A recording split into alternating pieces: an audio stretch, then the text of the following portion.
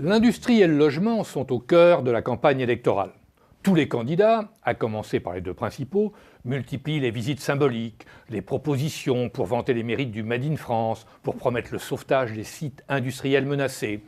Tous affirment par ailleurs qu'ils vont faire du logement une de leurs priorités et de multiplier là aussi les propositions plus ou moins réalistes.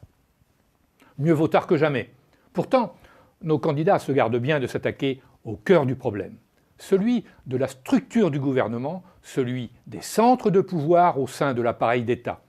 Depuis une quinzaine d'années, l'industrie comme le logement, mais aussi le commerce extérieur, l'énergie des PME, sont passés au second rang, voire au troisième dans la hiérarchie gouvernementale, quand ils n'étaient pas tout simplement oubliés.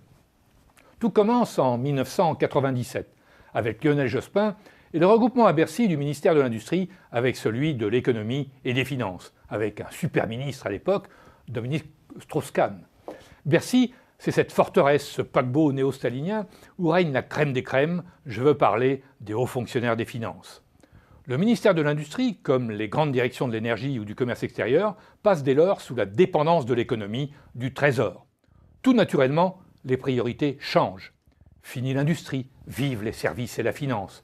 Les déficits extérieurs, ils ne veulent plus rien dire dans une économie mondialisée. L'endettement de la France, peu importe, puisque grâce aux services du Trésor, nous plaçons notre dette aux meilleures conditions possibles. La disparition du tissu des moyennes entreprises, c'est pas grave, nous avons le CAC 40. L'énergie, pas la peine de réfléchir au futur, puisque nous avons la rente nucléaire et qu'il est plus important de privatiser EDF que d'investir sur le long terme. Quant au logement, le lobby de Bercy va faciliter, organiser la sortie des institutionnels, notamment les compagnies d'assurance, en leur permettant de vendre leurs immeubles hors plus-value. Ce désintérêt pour l'industrie va culminer en 2007 avec Nicolas Sarkozy, puisque dans le premier gouvernement Fillon, le terme même de l'industrie a disparu. Il y a bien un ministre de l'économie, des finances et de l'emploi, Christine Lagarde, mais d'industrie, point, pas même un secrétaire d'État. Et ce n'est qu'en novembre 2010 que le nom est revenu, mais avec un strapontin, sous la tutelle bien sûr du ministre de l'économie et des finances. Idem pour le logement. On n'a traité le sujet que par rapport aux quartiers sensibles, en négligeant cette vision d'ensemble que nécessite une véritable politique du logement. On n'en a fait ensuite qu'un simple appendice du développement durable, puisqu'en 2009, le logement n'existe plus en tant que tel, mais comme une composante de ce vaste ministère fourre-tout de l'écologie, du développement durable, des transports et du logement.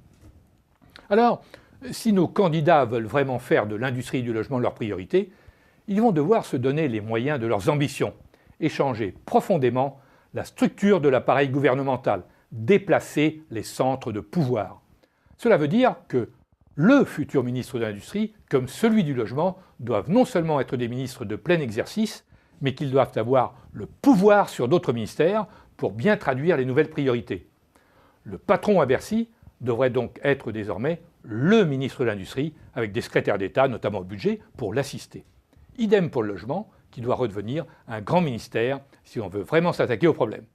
Alors comment basculer une politique qui a privilégié la macroéconomie au détriment de la microéconomie?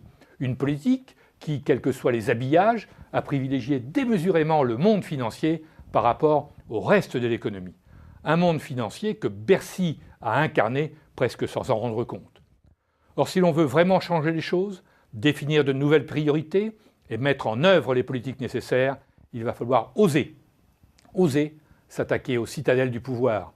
Oser s'attaquer au cœur même de Bercy. Le prochain président saura-t-il? Voudra-t-il? Pourra-t-il s'attaquer à cette forteresse?